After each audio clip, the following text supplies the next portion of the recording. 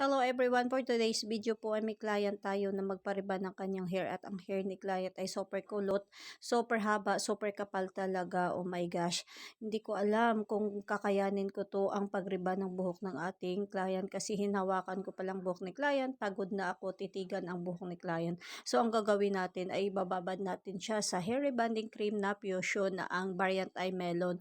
So dito natin malalaman ang ating kakayanan kung paano natin ma-straight ang buhok ni client. So pagkatapos nating ibabad, hayan na po ang resulta ng buhok ng ating client. Super ganda na po.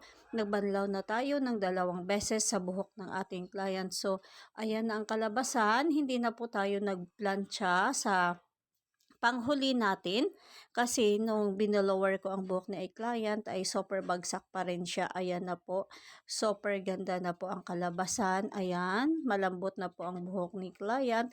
Kanina hindi natin masuklay ang buhok ni client, super ngarag po siya at super kapal na, super kinky talaga ang buhok ng ating client. So ayan na, maganda na ang kalabasan ng buhok ng ating client kahit naka 3 banlaw na tayo, walang kumulot o walang bumalik. Thank you so much.